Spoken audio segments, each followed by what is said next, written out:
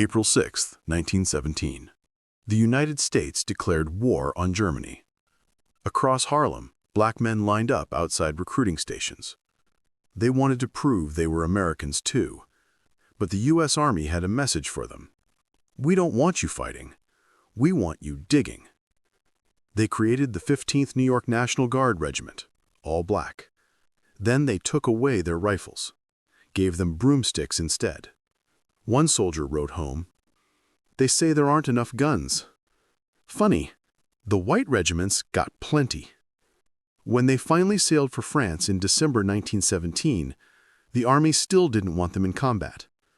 They were turned into a labor battalion, unloading ships, digging latrines, carrying ammunition, because in Jim Crow America, a black man with a gun was more dangerous than the Kaiser.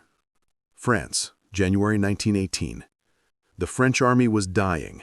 1.4 million dead already. They looked at the 369th and said, "Give us those men. We don't care what color they are." On March 21, 1918, the Harlem Hellfighters were attached to the French 16th Division. They were issued French helmets, French rifles, even French rations, and French wine. For the first time in their lives, they were treated like real soldiers. Their new French commander told them, "From today, you are no longer laborers. You are poilus, French fighting men." Something changed in those men that day. They gave themselves a new name, the Harlem Hellfighters. The German Spring Offensive, March, July 1918. The Kaiser's last great gamble. Stormtroopers, flamethrowers, poison gas. The French lines were breaking everywhere. Then the Hellfighters went into the line. And for the next 191 consecutive days, longer than any other American unit, they never left the front. No relief, no rotation. Just fight, sleep in mud, fight again. German prisoners started telling the same story. There's a new American regiment, all black.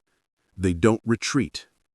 German diaries called them blutlustige schwarze Männer, bloodthirsty black men. But the name that stuck was given by a terrified German private, Höhlenkämpfer, Hellfighters. May 14, 1918, 2 a.m. Private Henry Johnson and Private Needham Roberts on listening post. 2 men, 1 hole. 24 German raiders crept through the wire. Roberts was shot first. Johnson's rifle jammed. He stood up, 5'4", 130 pounds, and fought with grenades, rifle butt, then a bolo knife. Shot in the head, stabbed 21 times, still fighting. When the French arrived at dawn, 4 Germans lay dead, 21 wounded, and Johnson was sitting on empty cartridges, smoking a cigarette. He looked up and said, "I was right here when you left me, sir." France awarded him the Croix de Guerre with gold palm, first American ever. America? Silence. The Meuse-Argonne Offensive, September 1918. America's biggest battle of the war. The Hellfighters were thrown into the meat grinder, Septic Run, Below Wood, the Champagne sector. Everywhere they went, the Germans learned to fear the dark, because the Hellfighters patrolled like ghosts. One night, Sergeant William Butler captured 11 Germans, single-handed. Another soldier kept fighting after both arms were shattered. The French commander wrote, "I have never seen troops fight with such fury and discipline." The entire regiment was awarded the Croix de Guerre, one of only 2 American units ever to receive it as a whole. November 11, 1918, Armistice. The war ended. The Hellfighters had spent 191 days in combat, never lost a man captured, never gave up a foot of ground.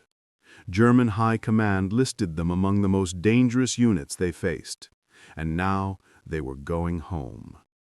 They expected parades, medals, respect. Instead, the U.S. Army told them, "Don't wear your uniforms in public, don't talk about France, and definitely don't expect any medals." February 17, 1919, New York City. Fifth Avenue Victory Parade. White regiments marched first, cheering, flowers, ticker tape. Then came the 369th. The band struck up jazz, the first time it echoed down Fifth Avenue, and the crowd went silent. No cheers, no flowers. One white officer was heard saying they shouldn't be allowed to march with real soldiers. When they reached Harlem, the silence broke.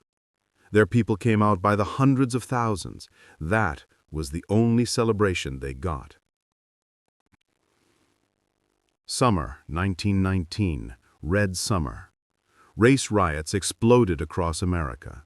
Black veterans in uniform were beaten, lynched, burned alive. In Washington, D.C., Chicago, Elaine, Arkansas.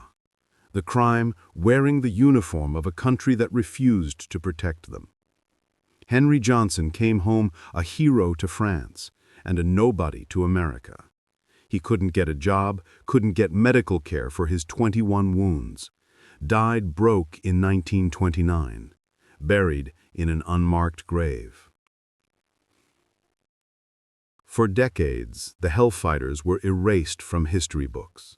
No medals, no monuments, no mention in school textbooks. Their regimental flag, covered in French honors, was hidden in storage. White America wanted to forget that black men had been braver than anyone else. But France never forgot. In Paris, there's a street named Rue du Caporal Henri Janson. In Germany, old veterans still whispered about the Hollenkämpfer. 1996. 67 years too late. President Bill Clinton finally awarded Henry Johnson the Purple Heart. 2015, 97 years too late. President Barack Obama awarded him the Medal of Honor. He said, "We should have done this a century ago." The citation reads, Private Johnson's actions that night saved his fellow soldier and prevented the enemy from breaking through the French line. The rest of the regiment, no unit citation, no official recognition. Until 2021, when Congress finally passed a bill to award the 369th the Congressional Gold Medal. It took 103 years. 103 years for America to admit what the Germans knew in 1918. The Harlem Hellfighters were the best damn regiment in the war. Colonel Hamilton Fish, their white commander, spent his life trying to get them justice. He said, "I am proud to have led the finest regiment in the U.S. Army, and ashamed of how my country treated them." James Reese Europe, their band leader, brought jazz to Europe. When they played in France, German soldiers came out of their trenches to listen. One German officer wrote, "We stopped shooting for an hour just to hear that music." But when Europe came home, he was stabbed to death by one of his own drummers in a backstage argument. Another hero erased. The Hellfighters proved on the battlefields of France what America refused to accept. Courage has no color. Discipline has no color. Honor has no color. But in 1919 America, the only color that mattered was white. They fought 191 days straight, longer than any other American unit. And when the war ended, they came home to fight another war against their own country. This wasn't just a military story. This was the story of a nation that sent its bravest sons to die for democracy, then refused to give them democracy when they came home. Final words. The Germans called them Hellfighters because they fought like men possessed. America called them second class because that's how they were treated. But history remembers the truth. The Harlem Hellfighters weren't just soldiers. They were the living proof that America's greatest strength has always come from its diversity, even when America refused to see it. They fought for a country that wouldn't fight for them. And in doing so, they forced that country, slowly, painfully, to become a little more worthy of their sacrifice. This is their story.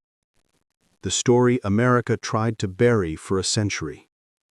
But the battlefields of France will never forget.